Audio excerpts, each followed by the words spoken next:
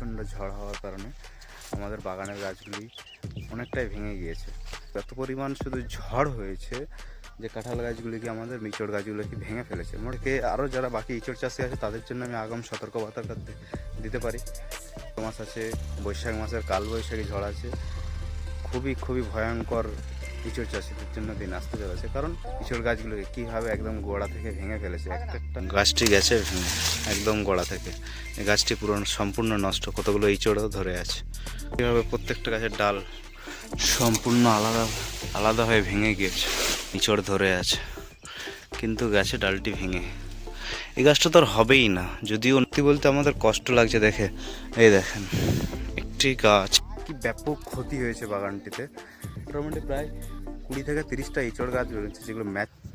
Hello বন্ধুরা, আমি আসলাম আজকে একটি সকাল খুব তাড়াতাড়ি আমাকে একটি ভিডিও বানাতে হচ্ছে। দেখতে পাচ্ছেন আমি আমাদের কাঁঠাল বাগানটিতে আছি এবং গতকাল রাত্রে প্রচণ্ড বৃষ্টি হওয়ার কারণে এবং তার সাথে প্রচণ্ড ঝড় হওয়ার কারণে আমাদের বাগানের গাছগুলি অনেকটাই ভেঙে গিয়েছে।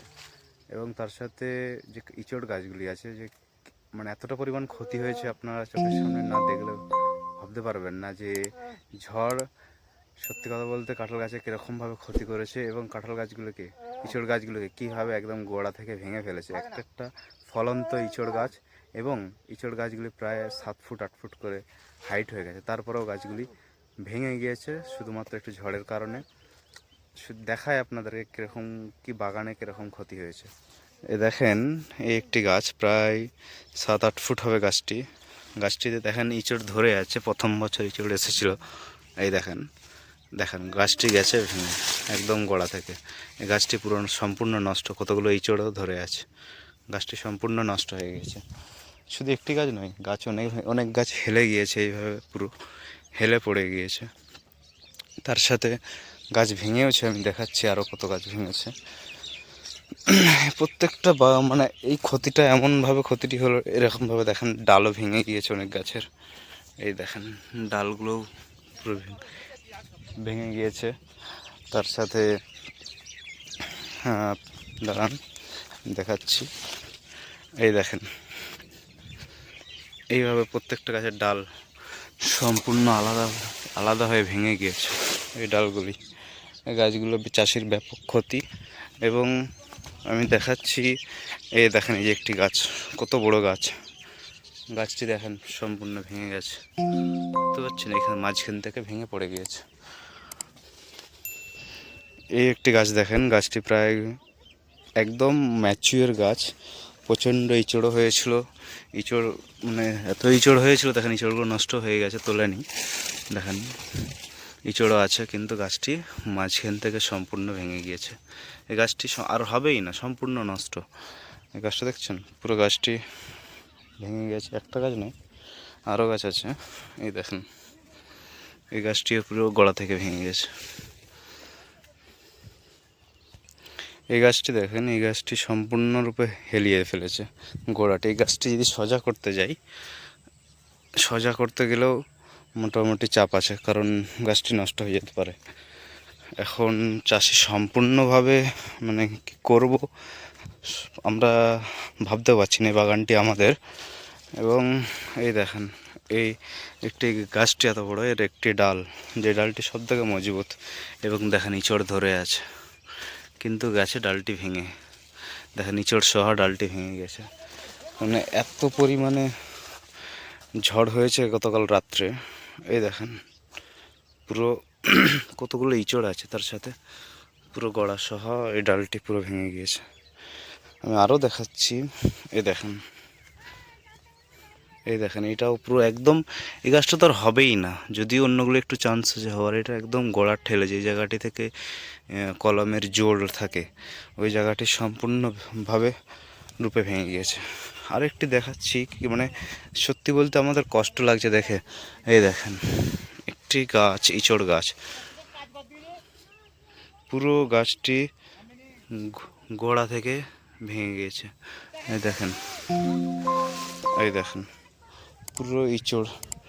বাগানটি মানে তছনছ হয়ে গেছে। একটা গাছ নয়, আমি কত গাছ দেখাবো, অনেক গাছই এইভাবে ভেঙে গিয়েছে। এই দেখেন এটিতে ইঁচড় ফলে আছে, এই গাছটিও ভেঙে গেছে। এই দেখেন এই গাছটি এখান থেকে ভেঙে গিয়েছে।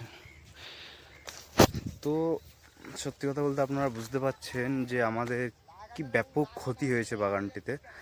আজকের তারিখ 16ই মার্চ, কালকে রবিবার ছিল। রবিবার ঝড় বৃষ্টি হওয়ার কথা ছিল। আমাদের এইটা পশ্চিম মেদিনীপুরে অবস্থিত, এবং এই পশ্চিম মেদিনীপুরে কাল রাত্রে বৃষ্টি অতটাও হয়নি, দেখতে পাচ্ছেন মাটি এখন অতটাও ভিজেনি, কিন্তু এত পরিমাণ শুধু ঝড় হয়েছে যে কাঁঠাল গাছগুলিকে, আমাদের ইচড় গাছগুলোকে ভেঙে ফেলেছে। মোটামুটি প্রায় 20 থেকে 30টা ইচড় গাছ রয়েছে যেগুলো ম্যাচিওর, একদম সবথেকে বড় বড় গাছগুলি ভেঙে গেছে, এবং ফল অবস্থার গাছ একদম গোড়া থেকে।